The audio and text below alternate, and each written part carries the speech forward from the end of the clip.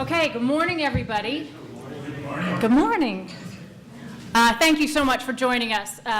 This is a great turnout. So when you think that nobody's talking about any of the real issues, I guess there's still a real hunger to talk about them. So we're really pleased to have so many people are joining us today in our event, which is going to be looking at the Social Security Trustees report, which just came out, I think everybody knows, yesterday. So we have a phenomenal lineup.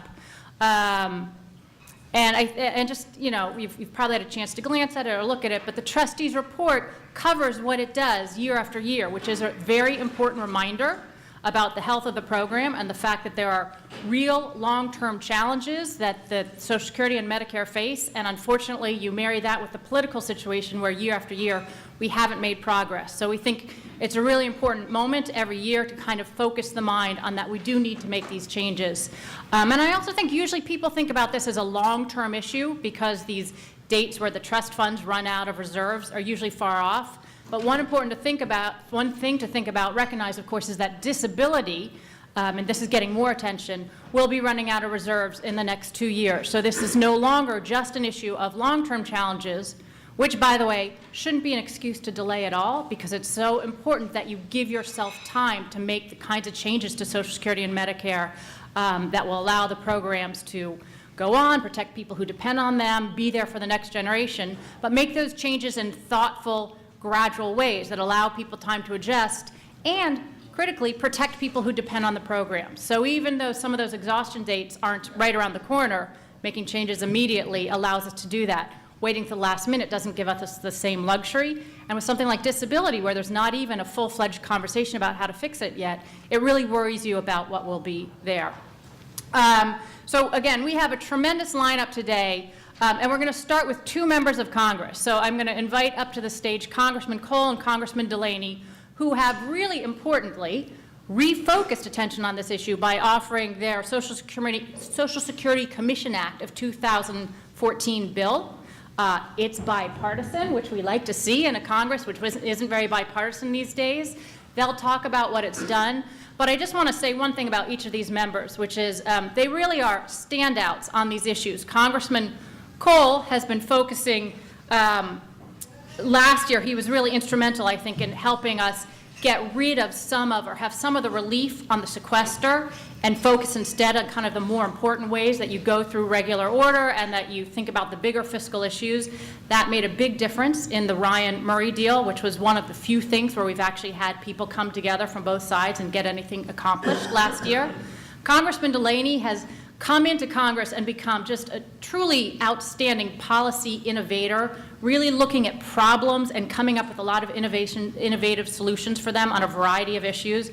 Both of them are incredibly well regarded by members on both sides. And I think the fact that they've picked a difficult issue, and I think they'll talk about it, they have found nothing but positive reinforcement so far for doing this, but a difficult issue like Social Security and tried to bring together members to focus on it shows how solution-oriented they are. So we're really eager to have them join us for comments this morning, and then we'll turn to the rest of the event today. So thank you both if you'll come up.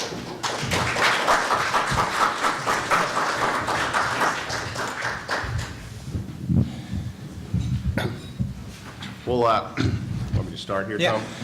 Well, thank you, Maya. Thank you for convening and organizing this wonderful gathering here, and thank you, everyone, for being here. And I'll start by saying how pleased and proud I am to be working with Tom Cole on this, what we think is a very important piece of legislation. I don't need to tell anyone in this room this, but he is truly a great member of Congress. And he's been great to me in my first term, so it's great to be able to work on something as consequential as this. I'll talk a little bit about the bill at a high level. I also want to thank the Third Way because they were very helpful in crafting some of the aspects of the bill. I know they have representatives here, so I wanted to mention that.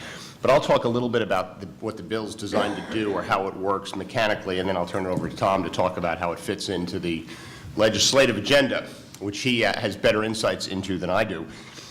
So the bill is modeled after something that was very successful in the 80s, which was the Social Security Commission that was chaired by Chairman Greenspan. And if you think about the fact set that they were faced with in the 80s, it's very similar to the fact set that we're faced with today. In fact, it was a little more urgent than what we even are dealing with today. And that's an important point, because we all know the sooner we deal with this problem, the easier it is to fix. It's kind of the power of compounding on the inverse, if you will. And if you think about the fact set that they were faced with the trust fund running out of resources to pay full benefits, and they needed to do something. And they put together a commission. They came up with a recommendation. It was approved by Congress, and two things happened. The first thing was that the benefits were extended for 50 years, which was their goal, so that was a success. The second thing that happened was that the poverty rate among seniors decreased from the high 20s in the early 80s to about 10% today. So by any measure, the last time a commission was put in place, it was very successful. It achieved its financial goals, and it allowed the program to continue to provide the benefits that it was designed to do.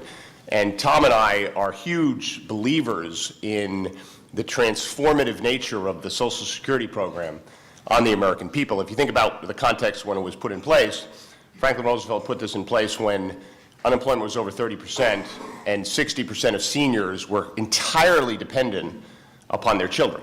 That was the fact set that he was dealing with. And if you listen or read what he said about the program when he launched it, he talked about how important it was, and he was very passionate about this as an important safety net program.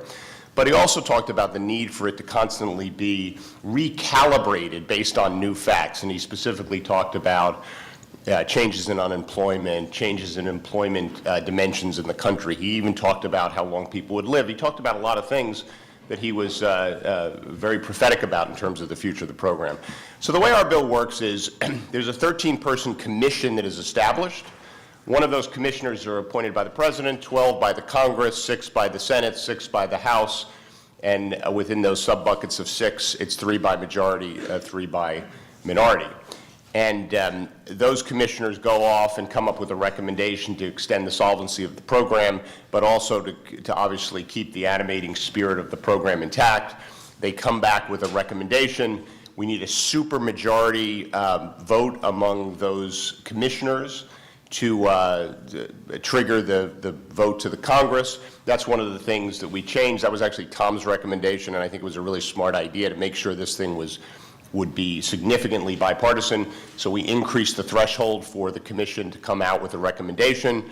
That recommendation, we require that to go to the Congress for a vote, and it'll go for an up and down vote. And we're obviously hopeful if something like this were to happen, that the recommendation would be adopted by the Congress, because we think the commission structure allows for a well-reasoned, thoughtful, fact-driven, analytical approach for the recalibration of the system so that it can continue to provide the incredibly important benefits that our seniors need to live with the kind of dignity that we all want them to enjoy, but also can be fiscally responsible across the long term. So I'll pause there and turn it over to Tom. Thank you very much, John. And let me begin by offering equal kudos back. John's been just a terrific new member of Congress. And frankly, for those of us that have been at it a while, it's really disappointing to see that the argument, bring fresh new people to Congress and it'll help, actually is true. Puts all of us in peril.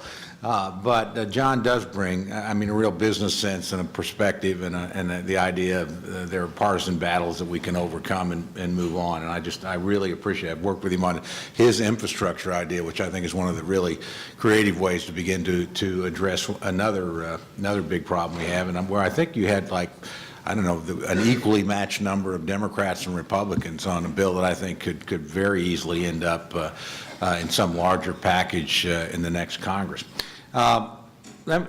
John's gone through the specifics of the bill. Let me talk about the political environment and the process, because I think this is actually preeminently a political and a process problem. It's not really a math problem. It's not really a policy problem. This is actually, of the entitlement programs that we deal with, the simplest one, because we know the math. We know about how many people are going to turn 65 or now 66, I guess, and we know what their average lifespan is. We know about how much money is coming into the trust fund, and we can do the numbers on this pretty evenly and pretty consistently. And so we know where we need to make changes. And frankly, there's been so many commissions the number of options in front of us, are pretty well defined and what each of them will do. Do you do something like change CPI? Do you do progressive indexation? Do you do some sort of means testing, not to eliminate the program, but perhaps again to slow the growth for the upper income levels while keeping it for the lower income levels? Do you gradually raise the age? All those things, the math has been done over and over, and it's just simply a matter of getting the right people in the right room in a policy sense, I think, and putting together the puzzle. And then how do you move it through politically? I would argue, right now people will tell you we can't get anything done because we are so polarized and so divided. Divided government is actually the perfect time to do this, and it's almost the only time that it can happen. The risks are simply too great if it's all Democrats or all Republicans running this show, and the other side simply has no incentive to buy in. But as long as somebody controls one of the branches of government on one side and somebody controls the other two on their side, that's the time to move. That's it's not happenstance. That's what happened in the 1980s, where you had what appeared to be a permanent Democratic majority in the House. You finally had a Republican Senate. You had a Republican president. Everybody had to put their fingerprints on the murder weapon, and that does a lot, honestly, politically, to help you down the road. I would also add that this is also an opportunity for both the president and the speaker in particular. The president, obviously, in the next 2 years is in a legacy mode. He is not only not going to face the electorate again, but I think genuinely, has talked in the past about wanting to solve and confront these issues. Far be it from me to make the case on his behalf, but he could say, I was dealing with a bad economy, but this is the moment to actually go forward and do something. And actually, if you want to help this country believe in its political system and have economic confidence, there would be nothing like having a Democratic president and Republican speaker. We'll see who the majority leader is. John and I probably have split opinions on how that's going to turn out, but have them all up at the same podium saying, we worked together and got something big done for the American people. I think that would be a tremendous win, obviously for those individuals, but much more profoundly for the country. The country is dying to see something like that. So, how do you move this forward? Nothing's going to happen between now and November, but I know I've already had discussions with the speaker. I certainly wouldn't presume to commit him, but this is the kind of vehicle that I think both sides can embrace because it doesn't obligate you at the beginning to anything except the process itself. So you sort of push into the process those debates. And finally, because it's not amendable, and because it's a straight up or down vote, you give everybody the excuse, hey, I don't like everything in it. And a real solution, neither side will like everything in it. I think that may have been one of the great challenges during the Bush years when President Bush tried to tackle this problem. I mean, number one, he had a preconceived plan, and the Democrats were just simply opposed to the plan. And even when he offered negotiations without preconditions, neither side just felt like they were going to go there. In this case, again, we're going to have, a team of both members and experts basically make the decision and bring it to us. And if the leadership will buy into it, that if you actually pass the bill, then there's almost an obligation, I think, to support the bill. Again, right time, divided government, legacy moment for the president, potentially for some of the others. I have heard Senator McConnell talk about not our bill, but this process. I think he's been frustrated in the past that nothing has been done on entitlements. And he told a story once in a gathering I was at. I don't think I'm betraying a confidence. He said, in 1983, the last time we did this, I was running for office in Kentucky. And everybody predicted this would be the dominant issue of the election cycle, and this would put all of us in trouble. But guess what? We never talked about it in 1984. It was just done. I think the American people have such a fundamental confidence and trust in this system that they expect us as elected officials to actually do what's necessary to defend it. I can go home to any town hall meeting and say, here's the good things I got, and there would be some things I liked in there. Here's the tough things that, I might not like or steps I wouldn't have taken, but the other side needed to do that. And here's some things that none of us like, quite frankly, but they just simply match up with economic reality. And I was confronted with the decision, am I going to save this system or let it go broke? Are we going to move the country in the right direction fiscally or continue on an unsustainable path? So I took this vote. Now, if I can defend a TARP vote at home, and I have, I can certainly defend this vote at home. Because there are a lot of people that, look on this both as their ultimate anchor in their retirement. It's a terrific, it's probably the best anti-poverty program in the history of the United States if you want to look at the number of seniors in poverty versus the rest of the population. It's something that, frankly, even younger people recognize, look, I don't want my grandparents in the street or hungry or whatever. So it's actually something, there's a reason why Franklin Roosevelt was able to create a consensus around it. There's a reason why Ronald Reagan and Tip O'Neill could come together to defend it. And all those underlying political realities are still there. And we have actually, I would argue, a golden moment in front of us in the final 2 years of the administration to get this done. And everybody, all presidents and, frankly, Congress should want to end a presidency on as positive a note as you can. This is one of those opportunities to do that. So I know I'm talking to members. I know John is now, quietly now, particularly some of those in key positions, and trying to encourage them to look at this. And then, I think we ought to go full bore immediately after the election and try and get this early in the next Congress. So, again, this can get done during the president's final 2 years. With that, I guess we're open to questions or whatever. I would love to, but I don't think I'm allowed to let Okay. you because you have places you have to get. So part of my role is to make sure that you get to them, and you'll come back and speak with us again. Terrific. But I would just say the two of you make it seem imminently doable, and the Committee for Responsible Federal Budget is really behind this whole effort, and thank you to Third Way for having played such an instrumental role in putting it together and working with it. But we hope your colleagues listen to you. It's really lucky because you both are very influential with your colleagues. And this Well, is an neither of important us issue. hold an office, so I'm not sure how influential we really are, our colleagues. Thank you for joining us, and we'd like to have you come back. Thank you. Hope we didn't make you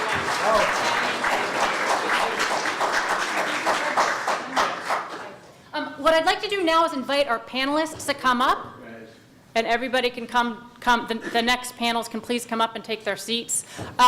So that, again, I thought that made it feel like, okay, in a Congress that's highly dysfunctional, nothing's getting done, it's great to hear people talking, and it's great to see efforts to get things done. What we've done together today is pulled together a panel of diverse points of view. One of the things we really want to do is help facilitate real discussion on these issues. Everybody who deals with Social Security knows that this is a hot-button issue. And can lead to very contentious discussions, but nobody can look at the trustees report and not think that you have to make some kinds of changes. So one of the things at the Committee for Responsible Federal Budget we try to do is really pull together conversations, the kinds of things we should be having at the public policy, federal government level, but to bring different points of view. So we have a great panel today. I'm going to invite Steve Goss, who's the trustee of the Social Security Administration, to come up and give a big overview of where the trustees report has come out this year. And then on the panel we have Andrew Biggs from American Enterprise Institute, Jason Fichtner from Mercatus Center, Jim Kessler from Third Way, and Paul Vanderwater from the CBPP, Center on Budget and Policy Priorities. And all of this is going to be ably moderated by Damien Paletta of the Wall Street Journal, who's done great work on this whole issue. And then we'll have time, we will open it up and have a whole discussion. So thanks to our terrific panelists, and I'm going to turn it over to Steve Goss.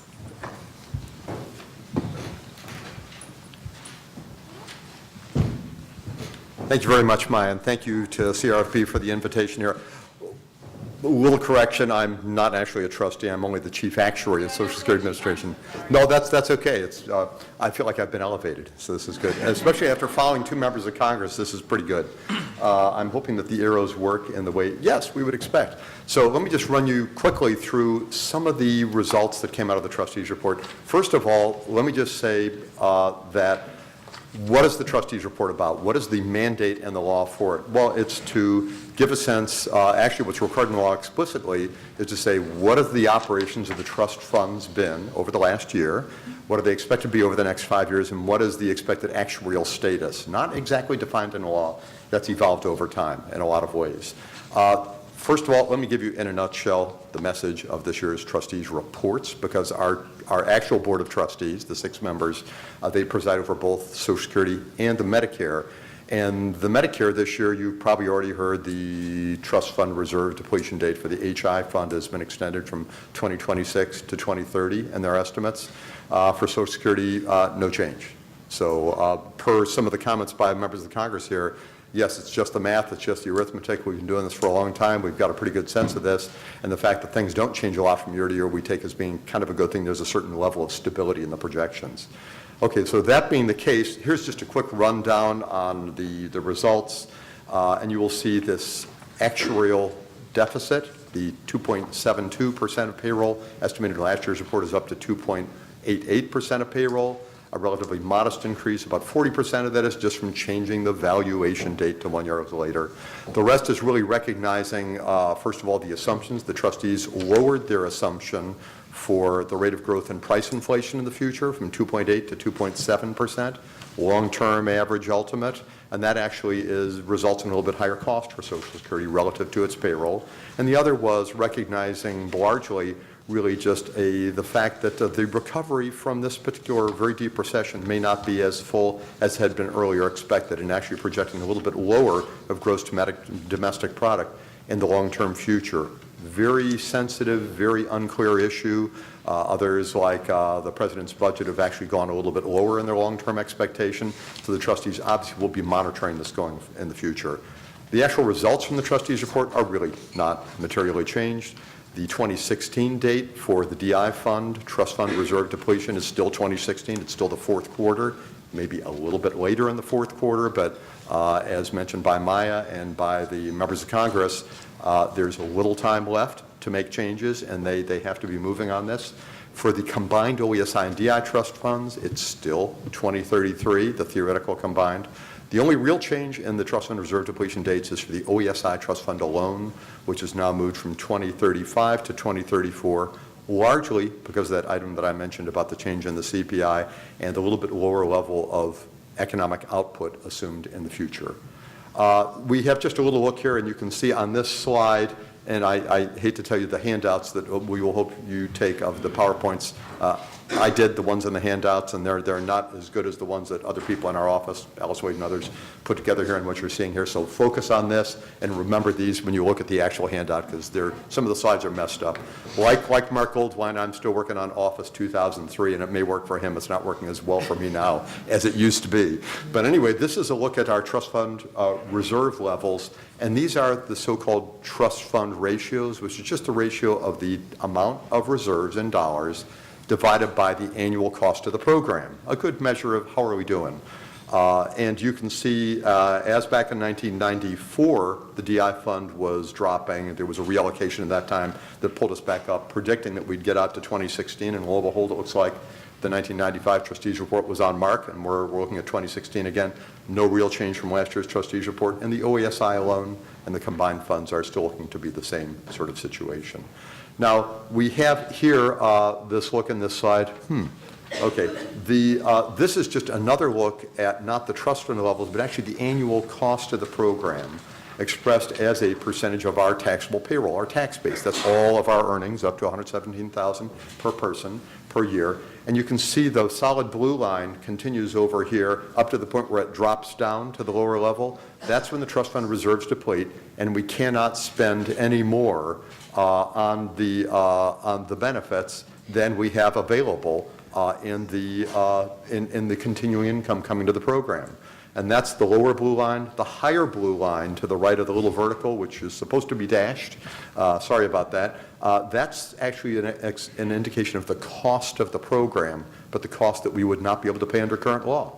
Because remember, when the trust fund reserves deplete, we have no authority to borrow like the rest of the government. The trust funds are special, and therefore they can only pay out what they have available. This next slide, we think sort of speaks to the sustainability of the Social Security system. There was a day, many will recall it, where the Medicare program, when we looked at its blue line, the cost as percentage of GDP, it was sort of doing a, Top Gun. It was sort of going vertical. It was just rising up and up, higher and higher. Well, Social Security isn't like that. Social Security is having a level shift because of the well-understood changes in the population, drop in the birth rate, change in the age distribution of our population. We're having a shift from about 4.3 up to about 6% of GDP for the cost of Social Security as scheduled in current law. And the question that the members of Congress and others will be facing is, do we pull down the cost to the level of the scheduled income, or do we pull up the scheduled income to the level of the cost, or something in between? Just as an indication of why that cost is going up, if you look at this ratio of the number of beneficiaries per 100 workers, that pretty much explains it. That's really the basis for the increase in cost. After all, beneficiaries pretty much speak to the level of cost, and the number of workers speak to the level of GDP and taxable payroll in our society and in our system. Now, we give you here just a little item here to show you what the cash flows are of Social Security through 2023. And the blue bars up above show you the total cash flow. The sort of purple, whatever those are, the reddish bars below, show you what the cash flows are, leaving interest out of the equation, which is the way that people typically look at it when they're looking at a unified budget approach, where the interest that the trust funds receive and do build and pay for benefits in the future are not considered because those are expenditures from the rest of the government. So in a unified sense, those don't really come into play. Now, reasons for change in the trustees report, already sort of mentioned these in brief. The change in the valuation period is about 40% of it. In net, the main other thing is really the economic outlook, which is depressed a little bit. Now, to give you a little bit more granularity on what's really happening in terms of the changes from the last year's trustees report, we have a little bit of good news. I know this is a rarity in the city, but I've got to share with you some good news. The unemployment rate actually turned out to be lower in reality in 2013 and so far in 2014 than had been anticipated in last year's trustees report. Pretty nice. And so we're projecting it will continue to be lower through about 2016 as we move forward. And as a result, that actually had a small positive effect that we've actually already been seeing in the disability rolls. We've actually are seeing now fewer applications and a lower allowance rate, interestingly, for disabled worker beneficiaries into the DI program than had been anticipated in the 2013 trustees report. So it's pulling back down towards the level we had in the old 2008 trustees report. That was the last one where no recession was anticipated. We had a lot of company and not anticipating the recession, unfortunately. So you can see that now the new 2014 trustees report, recognizing the reality of what's been happening in the last year, is pulling down a little bit from what we were projecting on disability in 2013. Another little bit of good news is that average real earnings are actually higher in 2013. That is, the average earnings level in the U.S. economy relative to prices than had been anticipated in last year's trustees report for 2013. But we're not being overly optimistic. We're assuming that that extra growth in 13 will sort of go away by the time we got out to about 2016. It'll be back at the level suggested at that time. As a result of all these things, as I mentioned, the level of GDP in real dollars is estimated to be about 1% lower than last year's trustees report, a movement towards sort of a general thinking that perhaps the recovery from this very deep recession may not be as full as had been initially anticipated. Now, methods and improvements, we always make some changes in the methods in the trustees report. The main one this year was we made a refinement in our labor force projection model to better reflect marital status changes and longevity changes, both of which we reflect on our labor force. It would take all the rest of the time of today to sort of go into the details on that, so let me just blast by that one and go to three items that are actually mentioned this year in the actuarial opinion in the trustees report. One is that we would suggest that people be very careful in looking at some of our uncertainty illustrations in the trustees report. One of the uncertainty illustrations that theoretically, hypothetically, is really, really a good thing to look at, and it is a good thing to look at, are our stochastic model projections. Our stochastic model projections, if you look at the left panel, are what we had in the 2013 trustees report, and you can see the solid lines, and they are solid lines here. I'm hoping we have, I'm not sure if they all came out. Well, the lines that are highly colored to the outside, top and bottom, the green and purple, are what our stochastic 95% confidence interval was for annual cost rates. That's the cost of the program as a percentage of our taxable payroll year by year. And you can see there were a relatively wide band for our 95% confidence interval in last year's stochastic. And our lines that are immediately inside of that, the blue lines, are the ones from our alternatives 1 and 3, and they were sort of contained within it. If you look at the right panel, you see they kind of reversed this time, and the reason is because the trustees modified the way that we assign the CPI growth assumptions between alternative 1 and 3. That actually expanded the alternatives. But we also, in addition, made a methodological change in our stochastic model. We learned that the way we were treating immigration was causing more spread than made sense. We narrowed that down, and you can see what we have now is actually the stochastic is pulled to be narrower than the alternatives 1 and 3. However, there are issues, and we would suggest people look with great caution at our stochastic model.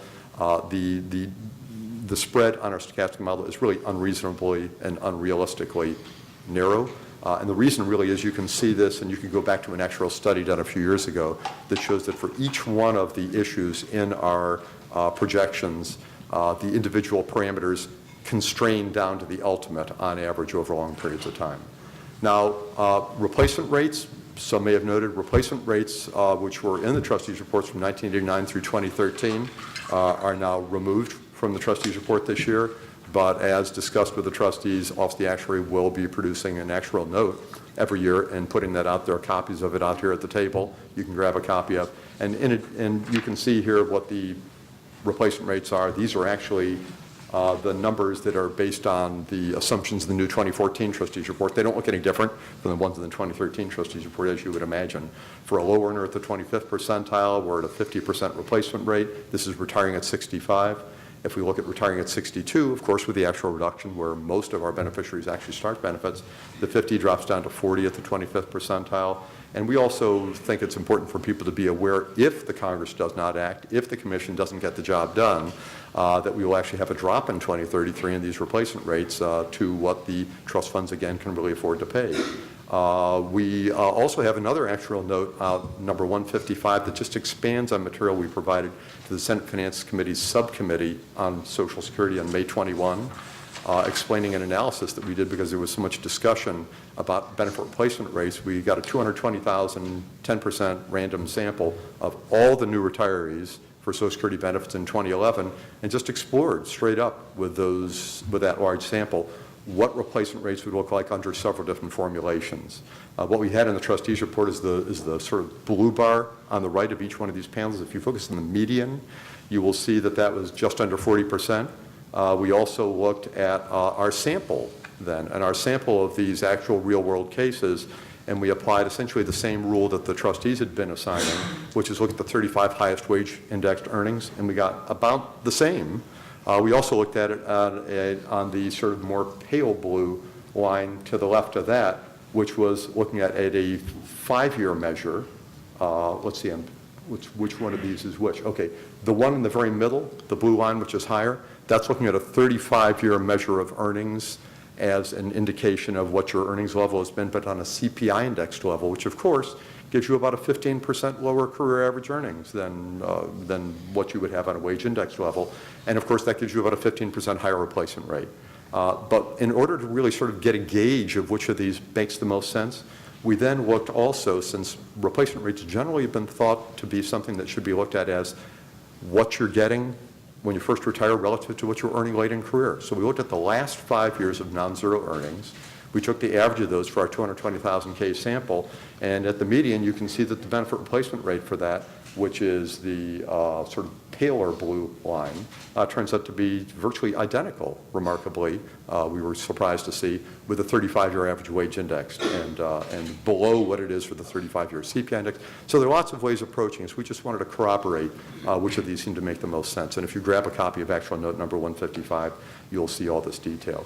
Now, I did mention also that there's one third item in the trustees report, that there's a reference now to budget perspective, and for the first time in the trustees report, the OSDI trustees report, there's reference to an appendix in the Medicare appendix that refers to budget scoring.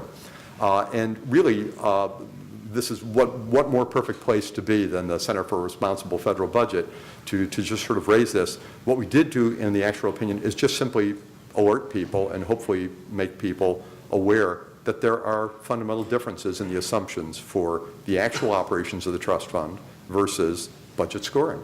And the actual operations of the trust fund, for example, are $10.6 trillion of of unfunded obligations, that is the amount we cannot pay under law after the trust fund reserves deplete, well, they cannot be paid.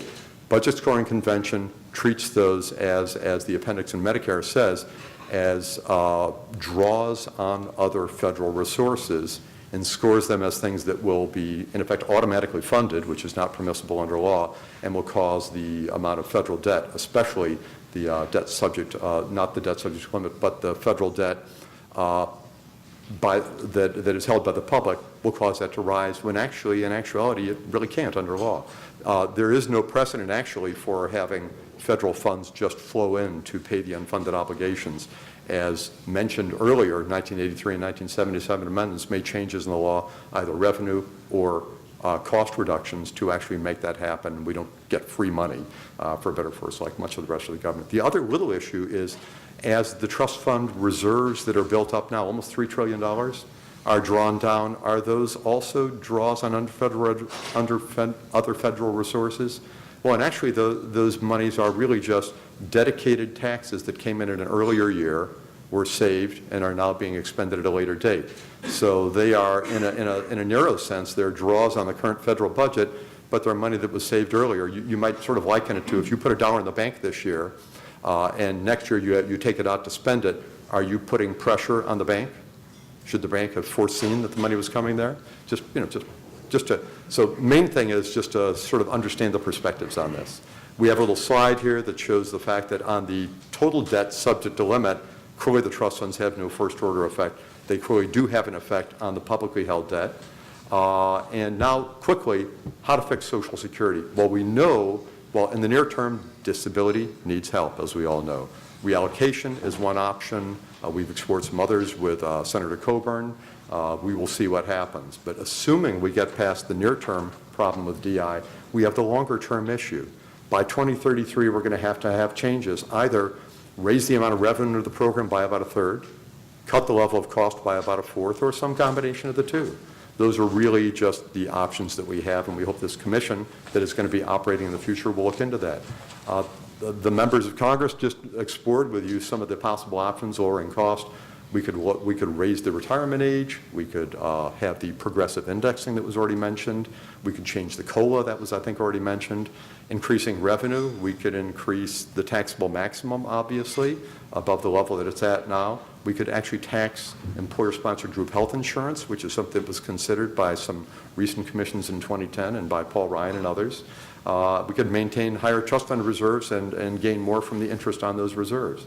So let me just close by saying that there is, and I think I made it within the 20 minutes, Maya. So I just want to share with you this last slide, which shows you at our website, www.ssa.org/socialsecurity.gov, OACT, and if you look on the left under publications, you'll see a link to the current trustees report, to all past trustees reports back to 1941. They've come out every single year since then. And we can try to count how many there have been in a row, plus all kinds of detailed single-year tables, our various actuarial notes and estimates for members of Congress, for the CRFB, and lots of other entities. So thank you very much again, Maya, for the opportunity to come and share with you the new developments in the trustees report. Look forward to the further discussion.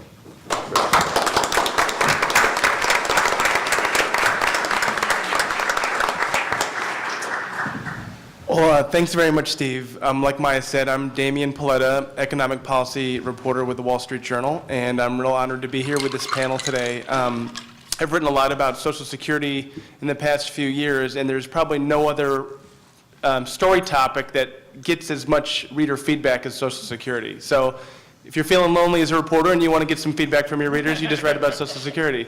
And one of the reasons is because, let's see, 47 million Americans last year received the old age survivor benefits, 11 million received Social Security disability. That's about between a fifth and a sixth of all Americans received Social Security benefits, and I would hasten to guess that half of Americans either received the benefits or had a family member who received the benefits. So this is a program that's been around since the 1930s. We look at the data, it's going to be around for a long time to come, but it's also, Al Simpson likes to tell the story, likes to tell a lot of stories, but one story he tells is that when Social Security was created, the life expectancy, the retirement age was 65, and the life expectancy at the time was 64. So the chances were you weren't going to ever receive the benefits.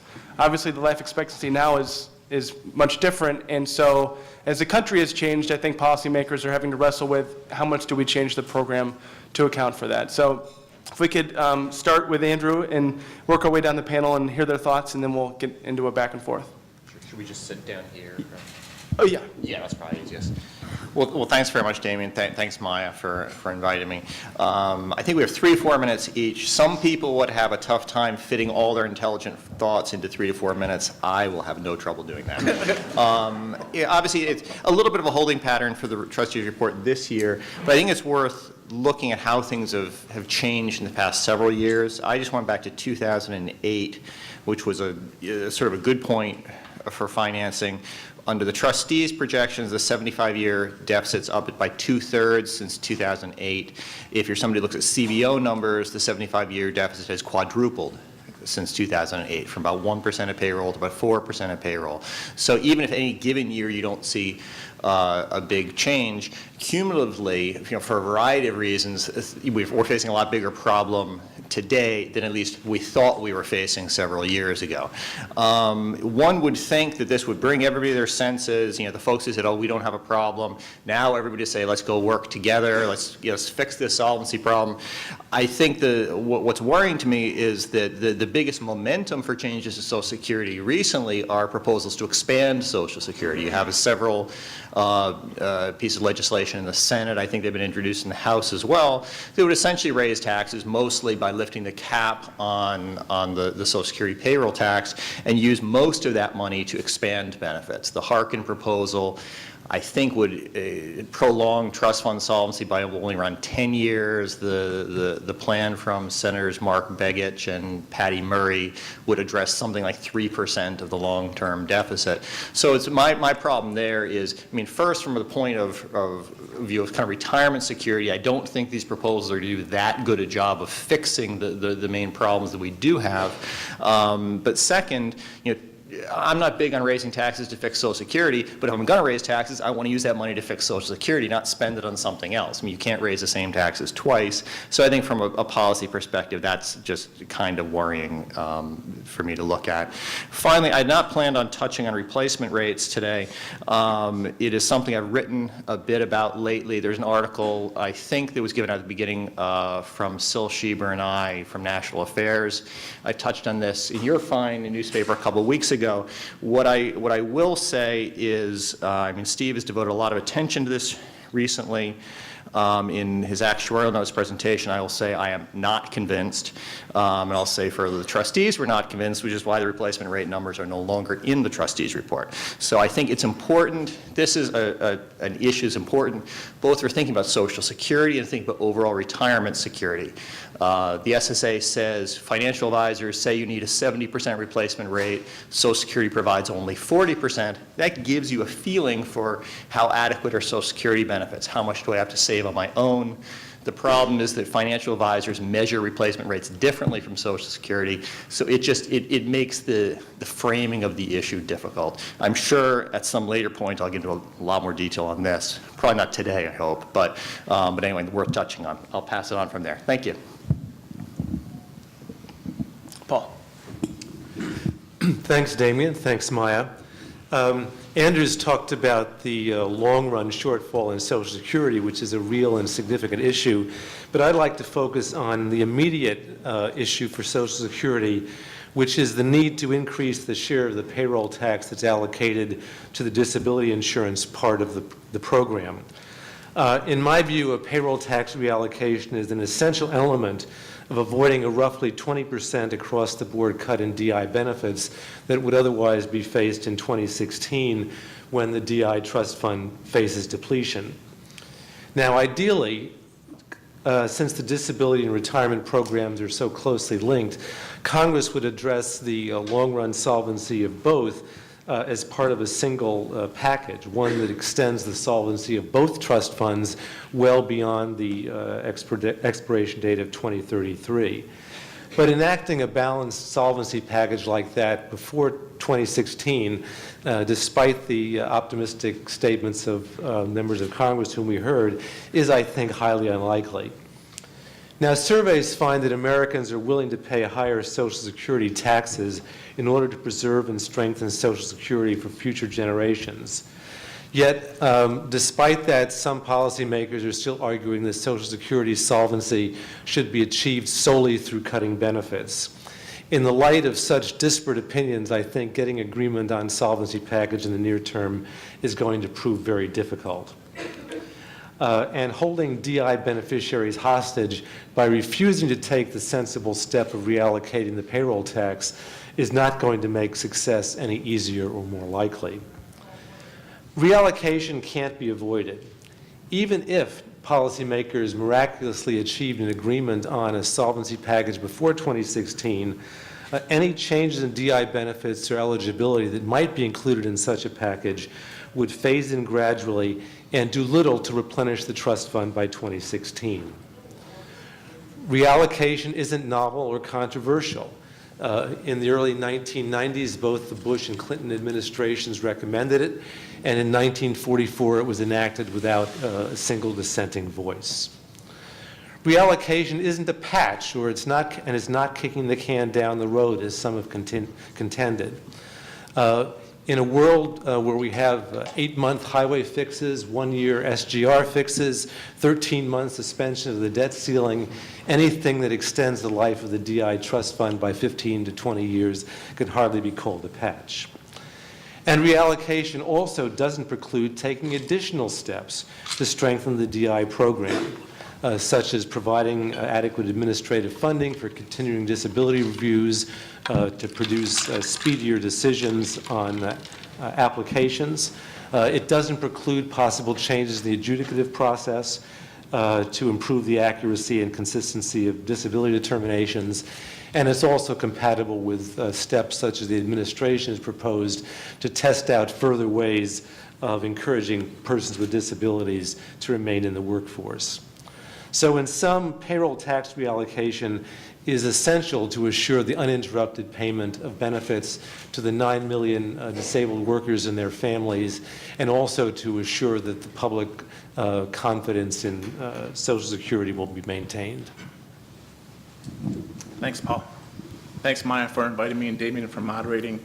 I'm actually going to be a good counter and companion to Paul, because I've been asked to focus my brief remarks, as Andrew said, we have 3 to 4 minutes, but to focus on the DI program, which is, again, the most immediate threat because disability beneficiaries are facing potentially a 20% reduction in benefits when the trust fund goes insolvent in 2016, if no action is taken. There has been a lot of attention, if you follow this issue, on whether or not the rapid growth in disability applications and awards was foreseen, whether the applications are increasing and whether they're here to stay or whether they will abate. But program outlays have doubled over the past decade and are projected to continue to grow. And while the number of people receiving Social Security retirement benefits has steadily increased over time, the disability program has been growing faster. I pulled numbers up through 2011, but if you analyze the rate from 1971 to 2011, for the retirement program it's 1.6%, but for DI it's 2.2%. Steve showed in some of his charts, but DI applications are actually heavily correlated with unemployment. As the unemployment rate goes up, so do DI applications. When that goes down, the applications go down. This leads to a suggestion that there are some people on DI who could work, but for lack of finding a job, maybe in a tough environment and in the economy, don't. Researchers, and again, we've been focusing a lot on the financial shortfalls, and researchers and actuaries can debate these causes and issues, but I think this focus is drawing our attention away on the more fundamental issue when it comes to DI. We need to focus on some of the inherent structural defects that need reform, regardless of the solvency issue. For example, the labor force participation rate for a prime working age population, those between age 25 and 54, has been declining in the U.S. since 1997. One of the big reasons is the rise in the disability rate. My colleague at the Mercatus Center, Keith Hall, who's a former commissioner of the Bureau of Labor Statistics, has written that since the start of the Great Recession, so over the past 6 years, 90% of the labor force decline for those who are in their prime working years was from disability. Most of this, 3/4, was from those receiving disability insurance from Social Security. The DI program also has a horrible success rate returning people to work. Once you're on, you tend to stay on. There have also, if you've been reading the newspapers, way too many reports about fraud in the disability insurance program, as well as questions raised over the proper adjudication and applications of awards. regardless of whether or not it's pervasive or even just a little bit, there is a public perception that this is a major problem. And the administration and Congress should do everything in their power to improve program integrity.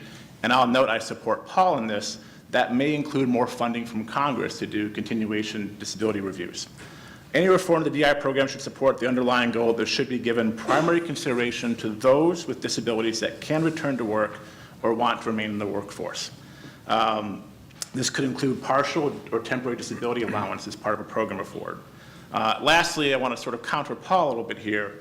I want to point out that, again, the common policy option we're hearing these days is to shore up the DI program, but it's not to fundamentally reform the program, but rather simply to reallocate the existing payroll tax and divert money intended for the retirement trust fund into the disability trust fund. While this may seem a simple Band-Aid fix, taking from one Social Security trust fund to backfill another is just robbing Peter to pay Paul. It doesn't fix the underlying problems with the disability program and will actually hasten the insolvency of the retirement program by 1 year. A better, if temporary, approach would be to allow the disability trust fund to borrow from the retirement trust fund. In order to hold the retirement fund harmless, the disability insurance trust fund would pay back any borrowed money in full and no interest on the loan to the retirement trust fund. This inter-fund borrowing is a different option, would still provide the short-term financial patch necessary to ensure that those receiving DI benefits would continue to receive full benefits. It would not, however, mask the financial shortfall of the DI program or lessen the pressure for policymakers to enact real, necessary, meaningful reforms. One of the concerns I have, of course, with reallocation is, as Paul mentioned, it sort of puts a patch in or a fix for 20 years. That takes pressure off Congress to actually do meaningful reforms to a program that I think needs it, regardless of any financial insolvency issues. So instead of a reallocation, I would say we need to do an inter-fund borrowing and then give Congress time to find a Social Security, disability reform, insurance, fundamental reforms in a fix, pay back the retirement trust funds, and put both funds on sound financial footing. Thank you. Thank you so much for inviting us and for your kind words as well. And it's always enjoyable to work with CRFB.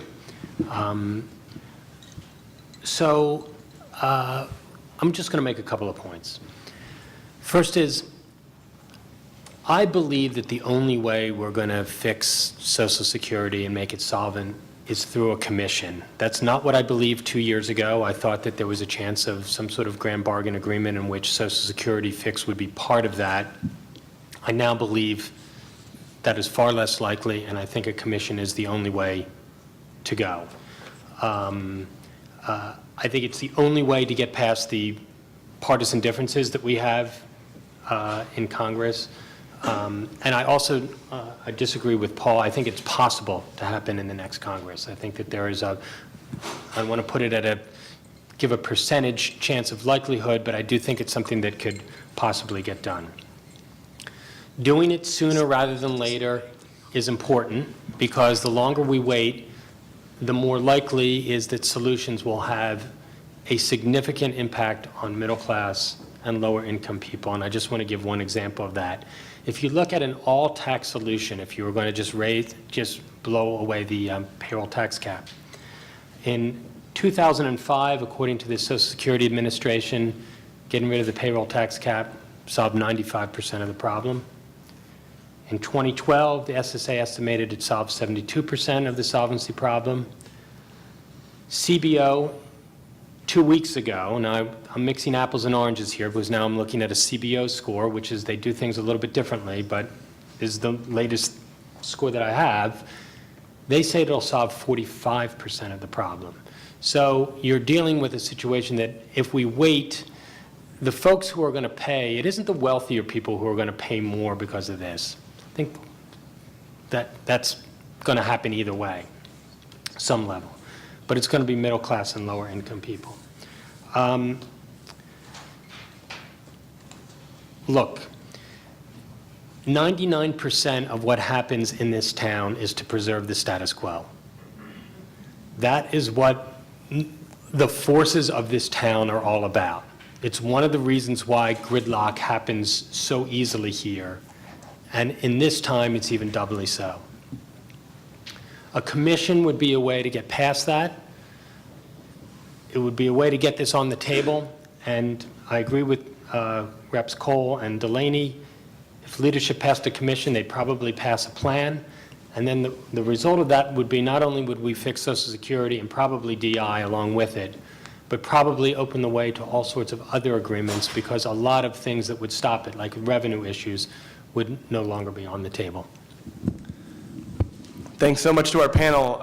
So a lot of things to cover here. Let's start with DI, disability insurance, because it has, in some ways, kind of the shortest fuse, the 2016 date by which it has to be addressed. Now, when we think about Social Security, the retirement fund, you qualify based on, your age. Pretty simple. When you think about Medicare, in most respects, you qualify based on your age as well. Medicaid, food stamps, it's your income, your family status.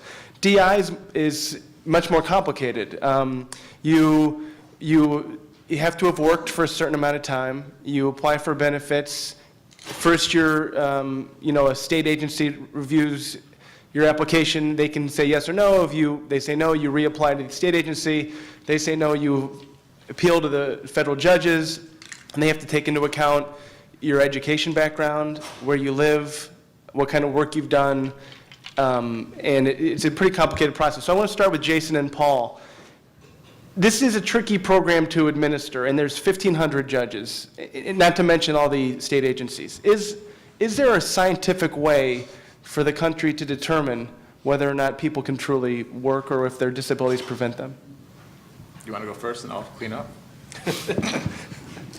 Well, I'm not sure that scientific is the right word, but clearly determining whether or not a person is disabled is a more difficult task than figuring out how old a person is. But the Social Security Administration has, over the years, developed regulations, policies, and procedures to try to make this, what's been called a system of mass justice, as accurate and consistent as possible.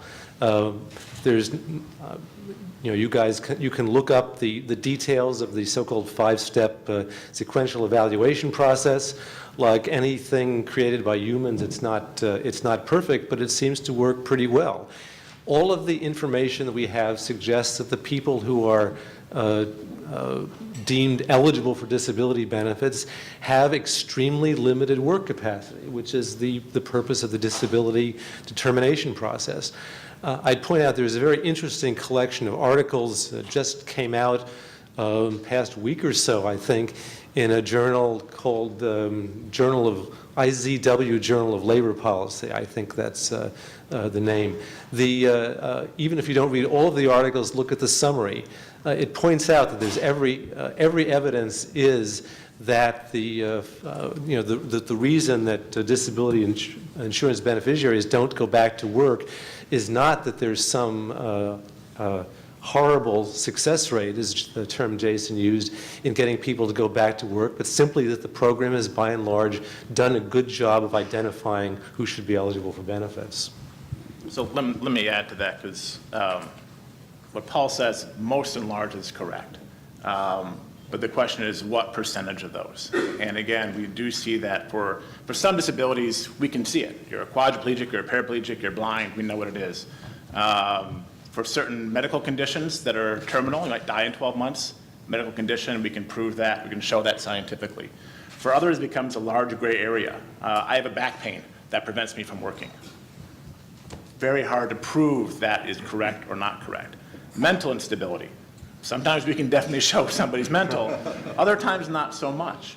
And what we find is that there's a good portion, I don't know how many, and this is Paul's point about the majority, I think definitely Social Security is doing a good job determining who is disabled. But there's a large number, I'm not sure how large, but a large number of people that could do some work. Maybe they can't do 40 hours a week. Maybe they could do 10, maybe they could do 20. We're not doing a good job both on the employer side as well as also on the program side, helping those people stay in the workforce. And once they get detached from the workforce, that's where the horrible job comes in and putting them back in the workforce. I think we need to do something that changes the structure of the disability insurance program so we can help those people, one, stay in the workforce, maybe through some employer incentives, and then two, some different work incentives, allowing for a partial temporary DI. So if someone comes in and says, I can't go this all or nothing disability because I actually could work 20 hours a week, allow me some partial DI so I can work 20 hours a week and then get some disability insurance benefits as well. Allow me to do something temporary. Maybe there's a condition where I have that will get better in a year. If we do better CDRs or do a mandatory temporary with a checkup, people will go back to work. We don't have that now, and that is still, however large that is, that's still an important component of our overall fundamental reform that needs to be done in the DI program. Sure, Steve. Yeah, just to add a little bit, we really wish at Social Security that determining disability was as easy as determining whether you've attained 62 or whether you've died for our other two programs, but it's not. And Jason makes a perfect point. It's really tricky, but just to share with you something that may help put a little flesh on the bones about how strict our definition is. In a paper in 2014 by Richard Burkhauser and Mary Daly, and a comparative of cross-national disability programs, where they properly pointed out that the Netherlands, Sweden, and other countries have really made great efforts to try to control their systems. As of 2010, when we were already well into the recession, which has caused more applications and more people to be on the rolls, the U.S., according to their reporting, has 4% of our working age population in receipt of a DI benefit. Great Britain and Netherlands have a 6% of their working age population, and Sweden has 8% of their working age population in receipt of a benefit. Now, there's no question but that our program could be administered more strongly, more strictly, or less. And it is a gray area, what is disability and how you exactly do it. But relative to these other countries, which have actually made great efforts to actually bring down the levels of their disability, Social Security is still kind of the lowest of the group. We're trending up, that's the problem. Well, we're still at 4%. Well, the trending up that they show is simply a matter of the changing in the age distribution of the population. As Jason actually rightly noted that the number of people receiving disability benefits has grown a lot as the baby boomers moved from under 45 in 1990 to all being over 45 as of 2010. So that makes kind of a difference, having a lot of people who are insured at the age where disability happens most. Andrew, you worked at the agency in a past life. The SSDI paid $140 billion in benefits last year. I think it's almost doubled in 10 years. When you have that amount of money coming out of the federal government, you're inevitably going to have an industry almost created, that, I don't want to say profits from it, but becomes a part of it. And the agency now is looking at the roles of doctors and lawyers and a lot of the people that are involved in this. Can you give a sense about what their interaction is with the system and areas where they help and areas where they might be under scrutiny? Well, thanks, Damien. It's the quip I wrote to myself while you guys were talking was, you're saying, well, it's more difficult to judge whether somebody's disabled than to judge, whether they're 62. The problem, as some of your reporting has found, is that for some judges, it wasn't more difficult. They were essentially approving everybody who came through the door. So in that case, it was just sort of the blank check. And what made it worse was what seems to be collusion in at least this one case between lawyers representing disability applicants and the judge who was actually approving the cases. I think that something like that is probably very, very unusual. What I think is probably less unusual is just simply high approval rates due to large caseloads. That if you turn down somebody applying for disability, then there's all these alternate steps. You have to document it. You bought yourself some trouble. If you approve them, then they're off your docket. The wait list for the agency comes down. Everybody looks good. Nobody's complaining at that point. And so I think it's a subtle sort of not pressure, but a subtle kind of effect that happens that's going to bias you towards higher approval rates. I've had friends who have had injuries and they say, oh, I want to apply for disability. I'm the first person to say, go get a lawyer, because it's a very difficult process. And if you have a lawyer on your side, your success rate is going to be higher. The difficulty there is with government sort of programs, they're designed to be uniform, they're designed to be objective. What that means, though, is if you have a lawyer representing you, they sort of know what boxes you have to check. Now, sometimes that's good in the sense you have a fully documented application. In another sense, though, knowing what boxes to check and what things to say or what not to say, that may bias the process in a way that I wouldn't that may not produce the best results. So I don't know if there's a good solution to this. But I think going back to what Paul was saying, having an interfund transfer of the payroll taxes, I don't have a huge problem with that. And Paul says he doesn't have a huge problem with more funding for CDRs and other processes. My thing is those things have got to go together, because there are going to be people who say, we want the money, we don't want any of this stuff for program integrity. And so I think it's, you don't want to hold people hostage. On the other hand, though, I think these different elements of a deal are going to have to go together, because otherwise they probably won't happen. Sure, Steve. Yeah, just a quick item. Really great points about the issues with administrative law judges. And as Andrew and others will recall, back about 4 years ago, the reversal or allowance rate by administrative law judges was over 60% of the cases that appealed after having been denied at the state agencies. But I'm happy to report in the last 3 years, that rate has come down to less than 45% now. I'm not sure if you were aware of that, Andrew. Now, we don't know exactly how much of that is because of what Jason referred to about the extra applications that occurred during recessions, many of which are not as worthy as applications that might have been in a strong economy, and therefore allowance rates go down. How much of it is because of attention that the SSA has paid, in particular to remarks by Senator Coburn and others about some of the issues in West Virginia, which have, at this point, I think, been addressed. So that's a rather massive reduction in the allowance rate or reversal rate by administrative law judges. How much of that will persist, we don't really know. We're paying attention, but that is part of why our projection now for numbers of disabled worker beneficiaries is a little bit lower in the 2014 trustees report than in the 2013 trustees report. And I think some of the high-paying judges are no longer judges as well. So that's correct. Yeah. Jim, Social Security can be a great opportunity for politicians like in the 1980s. It can also be a political buzzsaw like it was in 2005 for President Bush. We looked at change CPI, which is really, if you look at it, just a change in the growth rate of Social Security. That drew a lot of opposition. Is there really a window, or are the politics there for both sides to hold hands and kind of jump off this bridge together? Okay, so Congress has done absolutely nothing that anyone would consider controversial since the passage of the ACA, and it is the most unpopular institution, and it's slightly more popular than smallpox.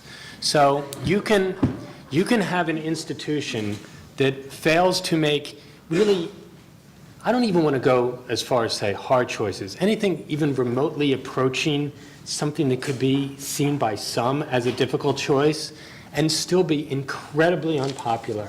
So maybe, here's an idea, solve some of the nation's problems, make some tough choices, and I admit Social Security is a tough choice, and you might find out that your 7% approval rating, well, possibly it could go to 6, but it might go up.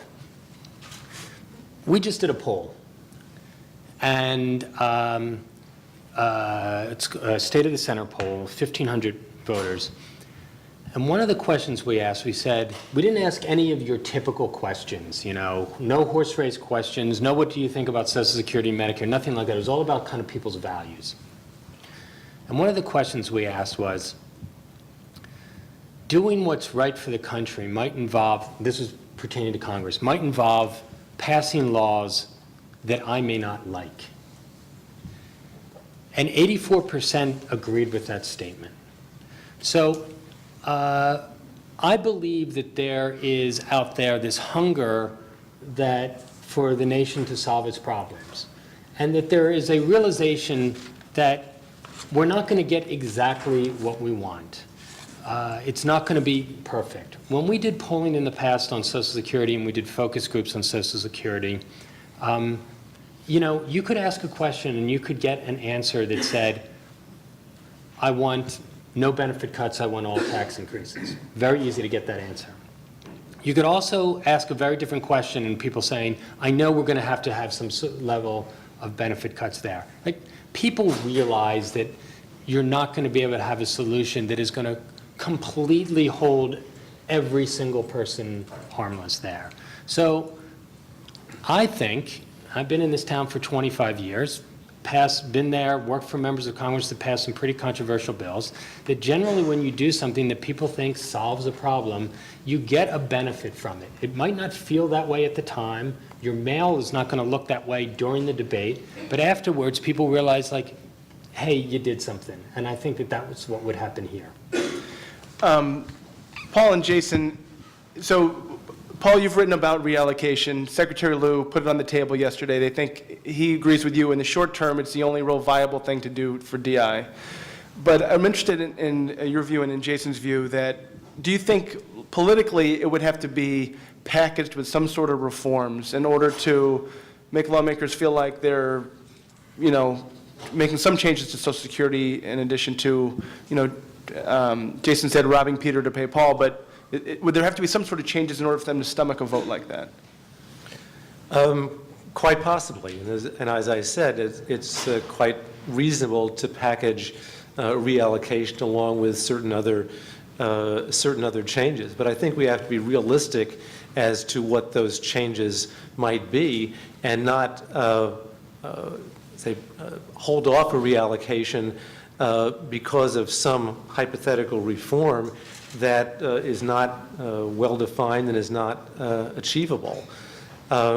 It's fine to say that, that in some theoretical sense we could do a better job of making disability determinations. We can always do a better job of just about everything. But we need to have some specific proposals. And I suspect that in most cases, the talk about disability reform is really just to talk about cutting benefits. If that's the price that people are going to want in order to get reallocation, we'll have to discuss it when the time comes. But I think we need to talk about specifics, not just about abstractions and numbers about growth in the program without realistic suggestions about what might be done about it. I do think putting in a temporary disability program or partial is a real reform idea. I don't think it's hypothetical. I think it's something that needs to be done. But the question of whether or not certain members in the House, say, for example, will need to have something attached to a payroll reallocation or to vote for it, I think the answer is probably yes. I also think, and I don't want to put opinions in people's mouths up here, but I think all of us would agree that the worst outcome is doing nothing. I don't think any of us want to see a cut in benefits of 20% for people on disability. I think if you exclude those who are gaming the system or there's fraud, if you take those out of the picture, those on disability aren't living high off the hog. It's not like that's the program intended to make them rich. We want to make sure they have protection. My fear on just a payroll tax reallocation is that it does not come with reforms. If there are reforms that come with it, that's a different story. But my concern is that Congress takes the easiest path out. They don't do necessary reforms. They look at payroll tax reallocation at the very last minute, do that in, and then say our problem solved for 20 years when it's actually not and will compound. The benefit of, if there's reforms that go with the payroll tax reallocation, I'm okay with it. I don't think there's time. Jim might disagree, but I don't think there's time to do it before 2016. And I think what we're going to have to do is do something that gives some Republican members some safety in voting for it. That's interfund borrowing. And that keeps pressure on Congress to do some sort of meaningful reform to DI down the road. Steve, I'm interested in your thoughts, but I just have a quick question.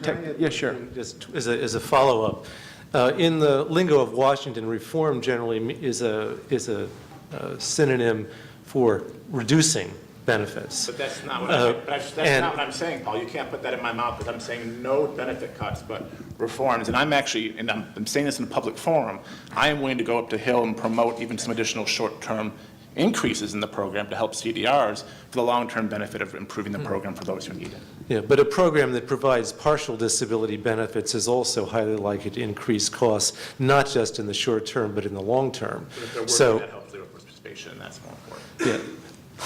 Yeah. Steve, I'm interested in your thoughts on this, but also, can you explain to us technically, there have been numerous reallocations in the past. How would a reallocation work? I think 6.2% of payroll tax, the payroll tax is 6.2%, 5.3 goes to OASI, 0.9 goes to DI. Do you just need to take 0.1 and shift it over to DI, or how would it work? Well, there's an infinite variety of different reallocation plans that you could take. We actually have a little memo out on the table you might want to grab one of that puts out one particular of these possibilities that answers a very specific question. What over the next 10 years could you do by way of a temporary reallocation of some of the money between OESI and DI that would essentially equalize the current expected trust fund reserve depletion dates of OESI and DI? Now, that said, that's one thing the Congress could consider. They could also do something more like 1994, where they explicitly did a tax rate reallocation that didn't quite bring DI up to the level of OESI. They could bring DI to more than the level of OESI in terms of future expectation of solvency. It's really a choice. But I really just want to add to this also that our office, in addition to doing the estimates as many have requested the reallocation, we also in 2011 did some work for Senator Coburn about some more fundamental changes that could be done to the DI program that I'm sure the Congress, many members are thinking about and we should all be aware of. And also, if I could just add, Paul, I'm a little bit more optimistic, or should I say hopeful, than you about a commission. I mean, I would maybe about the only person in the room, maybe a couple others, who was around back in 1982 when the so-called Greenspan Commission was there, and our office staffed it, as you would probably imagine, doing estimates for them. And that commission worked well, I would suggest, because of what some folks in this room now, Maya and others, are trying to accomplish, is to get leaders in Congress on the commission. And that was the key to that commission. We had leaders of Congress. They were the people. If they made a commitment, they could actually bring it home. The further thing about that is, remember that that commission, the Greenspan Commission, actually voted on and settled on only 2/3 of the fix that was needed to bring Social Security home on that. The other third required that the Congress actually act, and the House and the Senate work together. And the extra piece that the House and the Senate brought together that was not even recommended by that commission was the increase in the normal retirement age. So I think we're going to need the whole family working together on this. The idea of a commission, like we had back in '82, is really, really important, and hopefully that'll do it. But the Congress is going to have to really do their part and bring it home. And I would really agree with the idea. Maybe the 7 can go to 70 if they really end up bringing Social Security back into long-term good actuarial status. After all, I think all the polls show that the American people generally and highly support this program, and so getting it in good financial status would be good. And the final note I would mention is that I have to tell you, in my career, I've so much enjoyed working with members of Congress recently, more than once, joining Maya, going over and talking to members of Congress about their ways of approaching Social Security and getting it back in good financial status. It's these kinds of things, I think, that give us really hope and promise that we'll actually get it done.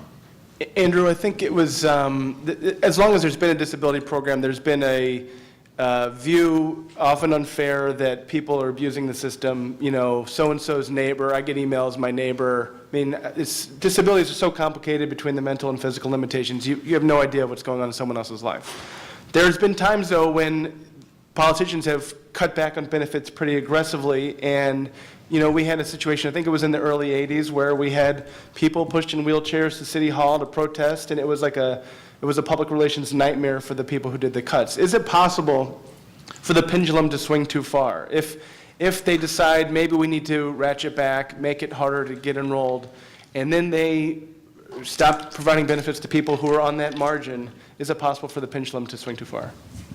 Sure, and I think at least one plausible narrative is in the early 1980s that's exactly what happened. That I believe it started in the Carter administration, but certainly Reagan upped CDRs, essentially removed a lot of people from the disability rolls. And then there was this backlash in Congress, which not simply restored them to the disability rolls, but at least perceived, loosened the standards so that more people could get on the disability rolls in the future. So certainly that seems to have been kind of a counterproductive task. I mean, when I testified on this a year or so ago, and the basic argument I made is it's not simply a question of, you know, how do we get people off the rolls? The question is, how do you keep people working? So there's been proposals kind of from both sides of the aisle. Over the Center American Progress, there's the kind of the Otter-Duggan proposal. AEI has published a book by Rich Burkhauser and Mary Daly. And then they have different mechanisms, but both of them provide incentives for employers to give accommodations to workers with disabilities to keep them working. Because simply tossing these folks out, I mean, Paul's right, that their earnings potential is not great, so you want to keep them on the job. I mean, something I find worrying is that if you look at survey data, the number of people, or the percentage of people with self-reported disabilities has been pretty much constant. over the past 20 or 30 years. And you'd think with the aging of the population that would have gone up, but it's been pretty much constant. But the percentage of people with self-reported disabilities who are working is going way down. And that's just something that I think is worrying to me. I mean, I sort of take Paul's points on, the processes we have in place in terms of determining disability. But just an anecdote. This must have been 6 or 7 years ago. I spent some time at the D.C. Disability Office. This was when I was back at Social Security. And I sat in on a hearing. It was your classic case. So somebody had both sort of back pain and depression. It was, it was the stereotypical case that you would get today. And I remember having lunch with one of the judges afterwards, and I asked him, I said, if this person's case was heard by, I think it was 10 judges in the office, how confident you would be you would get the same decision each time, from each judge? And he kind of gave me this look that made me think, oh, brother, we're screwed. It was just that sort of the subjective nature of this makes it really, really hard. So it is simply a more difficult problem to solve than the retirement. It's just more difficult. And then we hear these heartbreaking stories about people who get kind of caught in the waiting list and they die of cancer, waiting for a decision to be made. So there's obviously many different extremes to this. Just a quick question for Jim. You wrote last year that Washington may feel commissioned out, but history shows that this is how Social Security gets fixed. I mean, there's no shortage of commissions in this town. I think Maya's following every single one. But can you give us a sense, I mean, can this town really roll up their sleeves, have another commission, and withstand the intense lobbying from all sides and try to, cut a deal? Nothing gets people more excited than the word commission in this town. Look, yeah, we had Simpson Bowles Commission. I thought that had an incredible run. There was very low expectation for that commission, and it exceeded all those expectations. I think it really framed the budget debate. So in some ways, I think it was a very successful commission. People may not love this as an idea of, that it generates excitement, but this is the only way Social Security is going to get fixed. It's the way it got fixed in the past. It's the way it's going to get fixed in the future. I do believe that Congress has the ability to do this. I've talked to lots of members of Congress from both sides. There's timing issues. You're not going to see anything before 2014 election cycle. I think the 2015, 2016 period, there's a potential there. Let me just say one other thing, just on DI. I don't usually say this in public forums, but I have an ability to see into the future. So what I see is that I'm a lifelong Democrat, that we Democrats are going to use the disability issue as a cudgel to bang Republicans and make them show that they're heartless, et cetera, and turn it into a campaign issue and say that it's about cuts. That's what we're going to do. And I don't know if it'll work politically or not, but that's what's going to happen. But I also have this fantasy.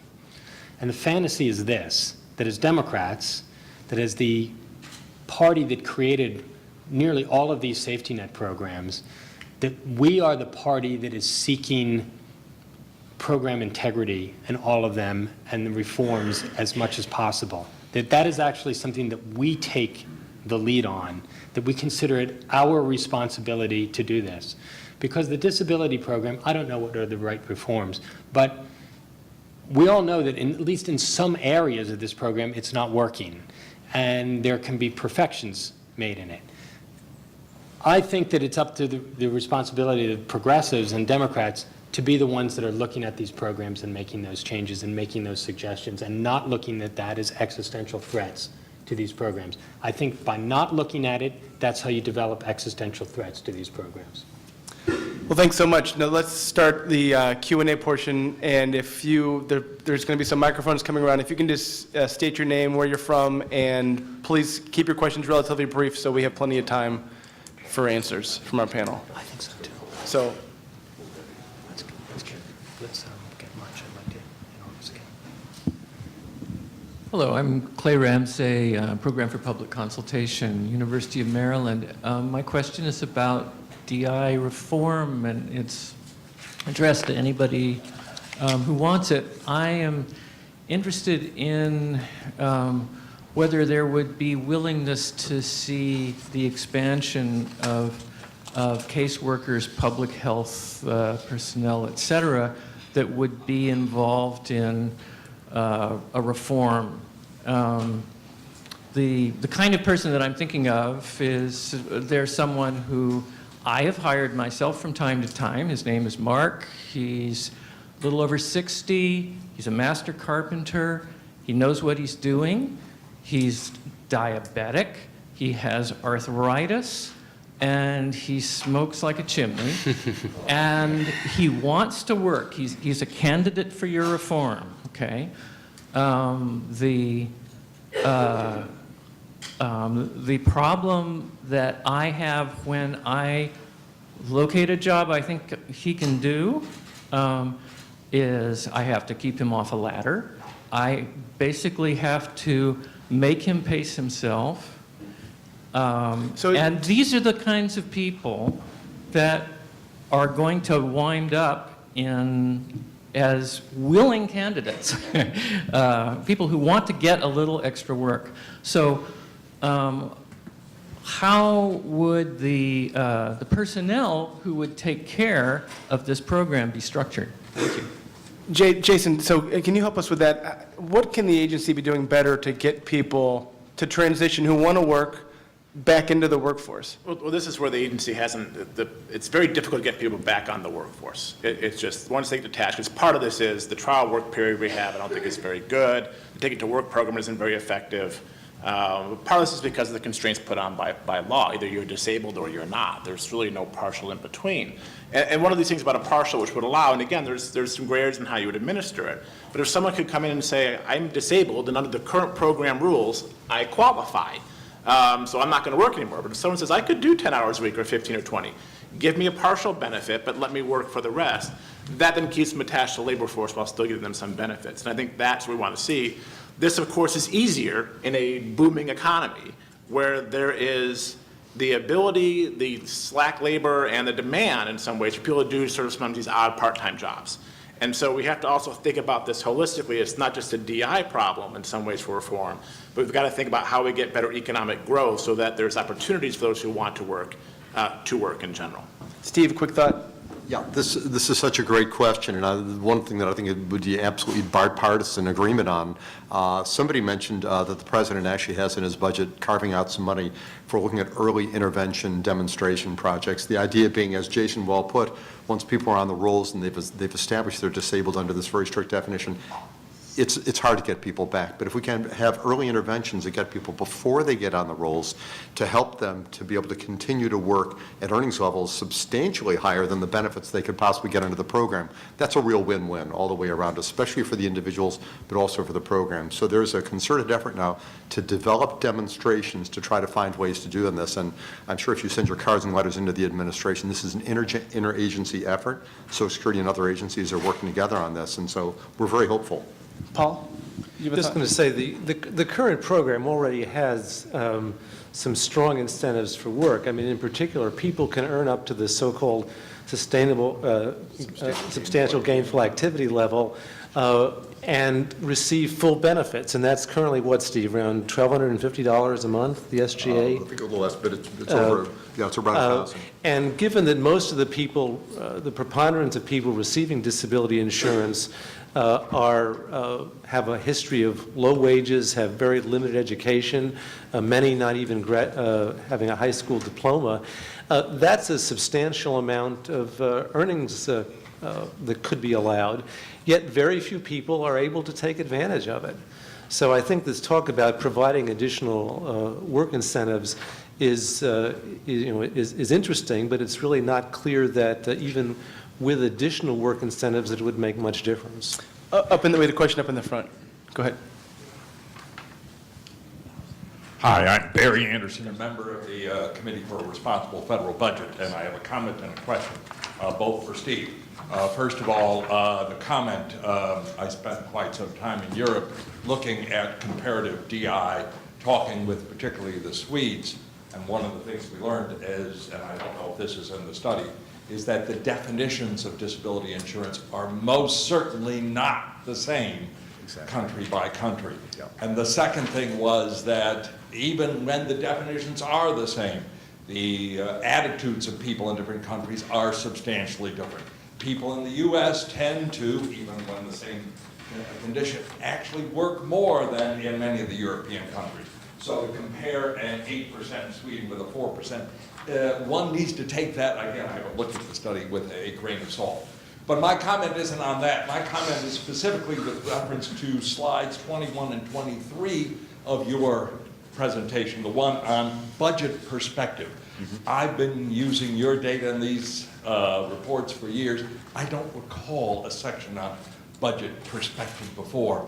But when I do speak of Social Security, which I do now, I always put it into three contexts: a trust fund context, a budget context, and an economic context. And when I talk about that, I say there are different perspectives on it. They can all be valid, but they're valid to look at the different perspective. Well, I looked at your budget perspective here, and the red type assumptions inconsistent with trust fund reality. Trust fund reality? That's an interesting phrase.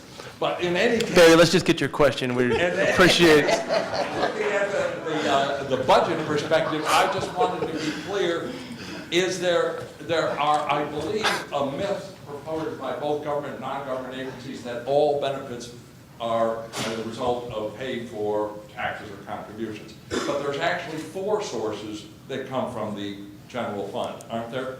One is the... Well, that was your question, aren't there? Steve, can you finish? We got it. Income tax benefits, the Social Security tax holiday, the interest, and finally, the fourth one would be the payments on government employees for their benefits. Are there any more? Are there any more that I have forgotten other than those four transfers? Thanks, Barry. Okay. To the first point, Barry, the numbers that I was reporting were, I believe, OECD numbers reported in a paper by Richard Burkhauser and Mary Daly. No question, but there are very different definitions of disability and different attitudes towards disability in the economy, and I appreciate your mention that we probably have about the strongest work ethic of all OECD countries. I doubt anybody would really deny that.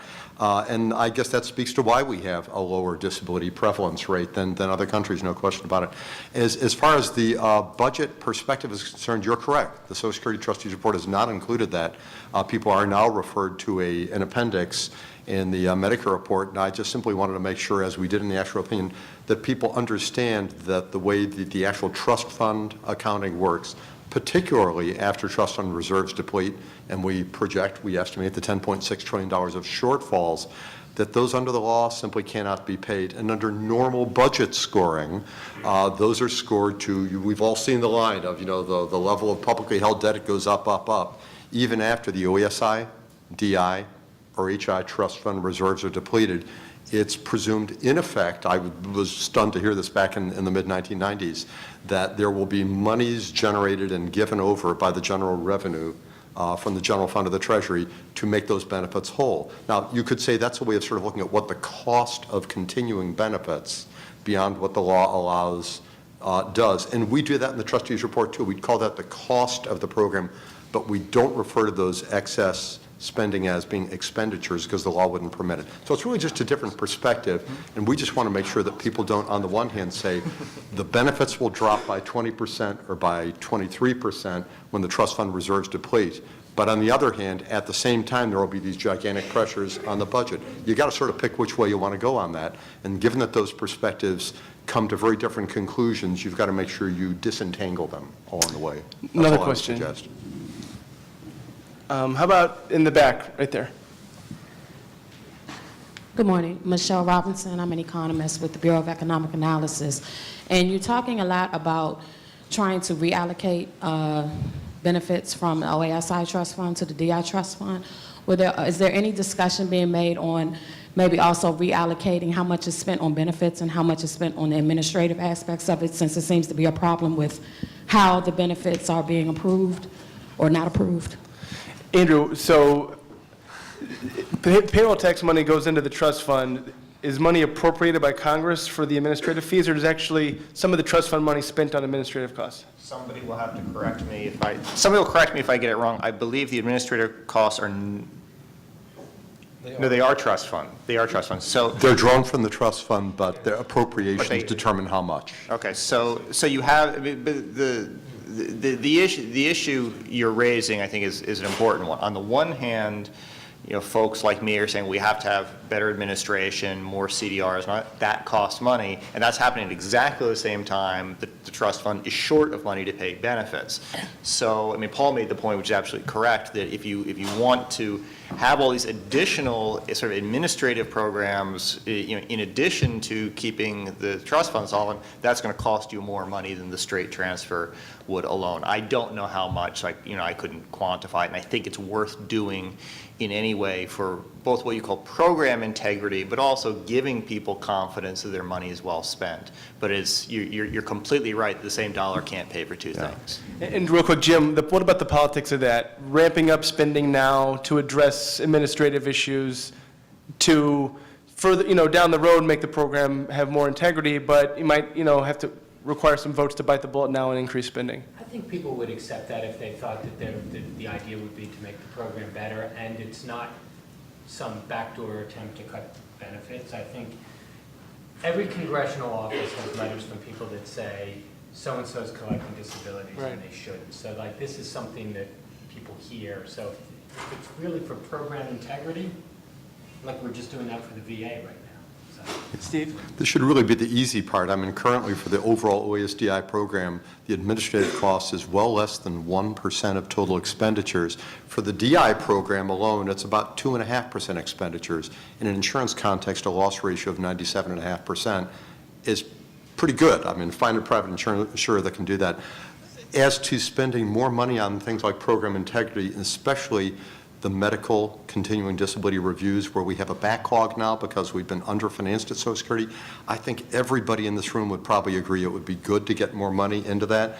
And in fact, in terms of helping the trust fund solvency, that would be a plus because we estimate that over the long run, you will save $10 of program expenditures for every additional dollar we spend on fully funding. Okay, let's do last question to Rebecca from CAP. Thanks, Damien. Just a quick comment and then a question, since that seems to be the popular approach.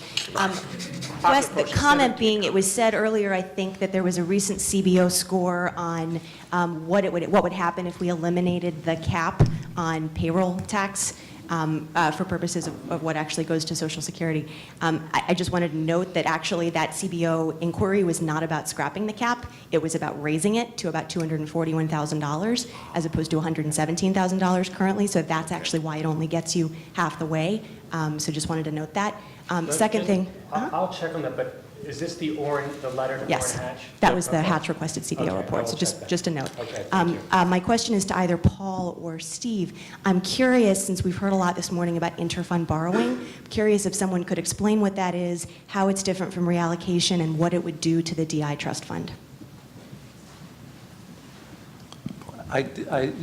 She said interfund borrowing. Interfund borrowing. Yeah. I'll comment briefly, maybe Steve can comment as well. Reallocation would actually add additional revenues to come into the DI program.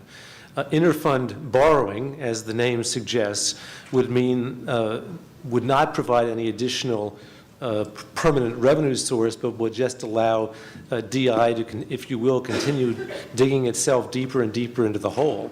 Interfund borrowing might make sense if there were some prospect of paying off the borrowing later. But the only way you can do that is through either raising the DI payroll tax rate or cutting benefits. And given that the shortfall we're talking about is roughly 20%, I find it hard to see quite, certainly in my crystal ball, that even under Jason's reforms, or someone else's reforms, since Jason said he doesn't want to cut benefits, that would actually happen. So I think that interfund borrowing seems to be that's truly the kicking the can down the road solution, whereas reallocation could be a solution that lasted 15 or 20 years. Now, admittedly, a 75-year solution would be even better, but I think there's a big difference between 15 and 20 and 1 or 2. Just how far the can goes down. Steve, last word? Yeah. Has this been done before? Oh, okay, just a quick, I think Paul characterized that effectively. I would just want to add that as we move towards the overall financial reform, as Maya knows, and we've talked to people in the Congress, we normally look at changes that will have to happen to OESDI as a whole.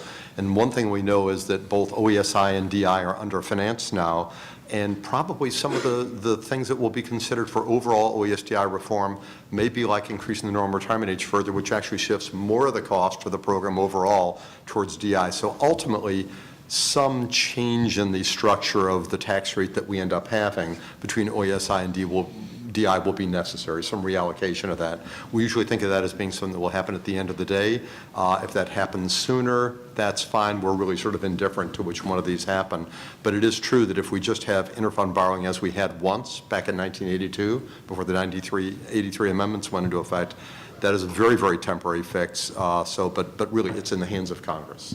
Well, I wanted to thank our panel. I mean, this is not one of those hypothetical discussions. We're out of time, but this is not one of those hypothetical discussions they have in Washington. This is a real issue. We learned from the trustees report yesterday that some decisions are going to have to be made in the near term. And so thanks for coming. Thanks to Maya, and thanks so much to the panel. And thanks to our moderators. Good job.